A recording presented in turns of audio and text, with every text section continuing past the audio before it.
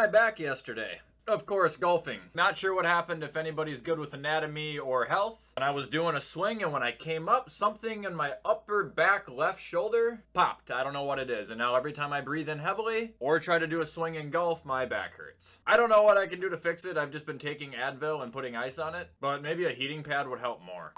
Anyway, what is going on, guys? Welcome back to another video. Happy Wednesday. Today's video, we are going to be doing something that I did pretty much exactly a year ago, and that is where I try and predict the award winners for the 2022-2023 NFL season. Now, I've got a list of, I think, 10 or 11 awards here, and not all of them are real. I think 7 of them are, and 3 of them are just kind of made-up fun ones, but hopefully you guys find enjoyment out of this video. As always, before we hop into it, head over to gfuel.com, use code WyattzWorld, save yourself a discount on any G Fuel products. And let's get into predicting the NFL awards for this upcoming season.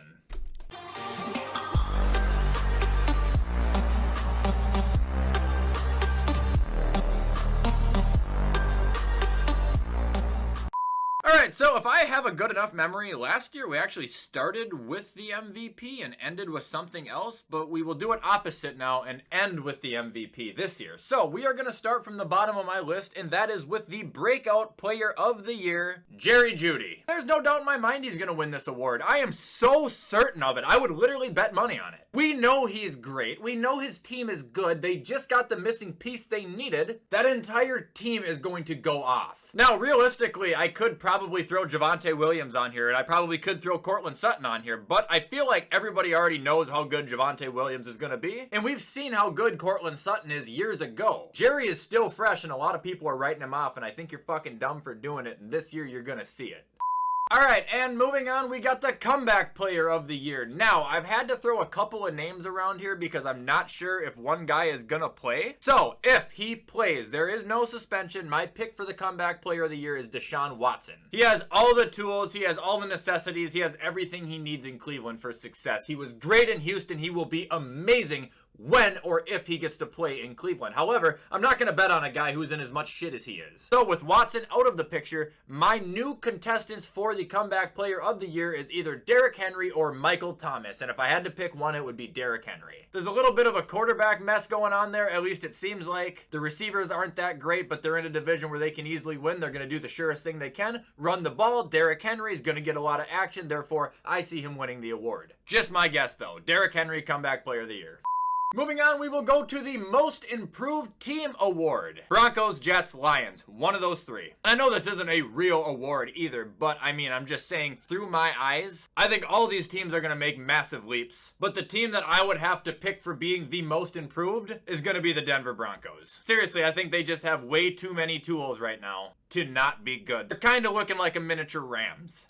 And moving on, we got about 2 awards left before we hit the main ones. But we'll do the Fantasy Player of the Year. And if you guys watched my video last week, you would know that I'm going to say Jonathan Taylor. But if I couldn't say him, I would say Justin Jefferson. I think Jefferson's in line for a lot of yards, a lot of receptions, and a lot of touchdowns in fantasy football and in real football. That is as good as you can ask for. Jonathan Taylor, you got to think every time they're at the 1, he's going to get at least 2 shots at the touchdown. They don't have a lot of receivers there, so he's going to get some receptions. And he's got a great O-line to work behind. Well, I don't know if great's the right word. I'd say top 10 though, so yeah, great. Both Jonathan Taylor and Jefferson are in line for big fantasy years. If you could only pick one though, I would go with Jonathan Taylor.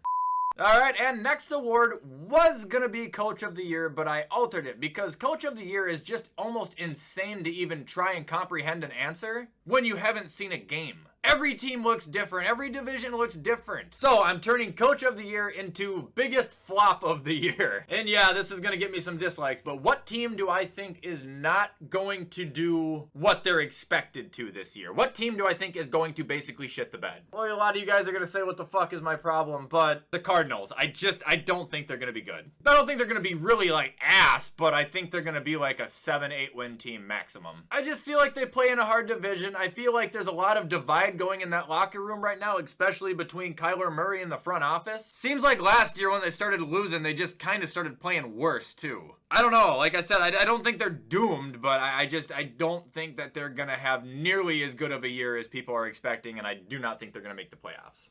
Alright, so moving on to the real awards now, we've got the Defensive Rookie of the Year. Aiden Hutchinson for number 1, and if he doesn't win it, I think Sauce Gardner will, and if he doesn't win it, then Derek Stingley Jr., so there's 3 options. I just think Aiden Hutchinson's in the perfect place. Detroit needed a defensive end, they went out and got one. Now, if he actually goes out there and makes an impact, he will instantly be looked at as one of the main reasons why Detroit is turning around. And with that, he has an opportunity to become the new face of that fucking franchise. Otherwise, I do think Sauce is going to be very good, but he's in a little bit of a hard division on a fresh team. And same thing with Derek Stingley Jr. The talent's there, but the team just isn't the best, and they're pretty young.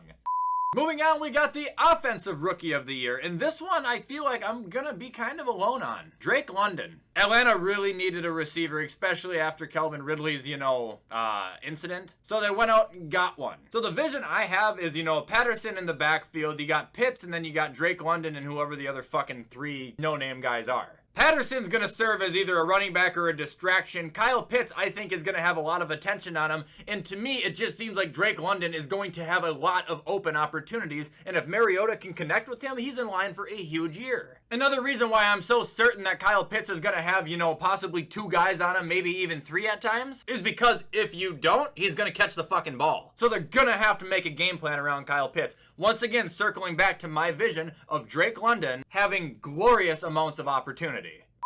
Alright, and moving on next, we've got the Defensive Player of the Year. Micah Parsons. Not TJ, not Donald. I'm not even going to give second options here. I don't have a second option. Micah Parsons is winning the award. I think last year he could have been in line to win the goddamn award, but he won Defensive Rookie of the Year instead. Obviously, TJ Watt deserved it too, and he's going to be in the running this year, but I just think with the versatility that Micah Parsons has, his ability to play anywhere on defense at the level that it is, if he repeats a year like he had last year, there's no fucking way you can ignore it. He's going to make plays from every goddamn direction possible, and he's going to be the main reason your defense is functioning at the level it is.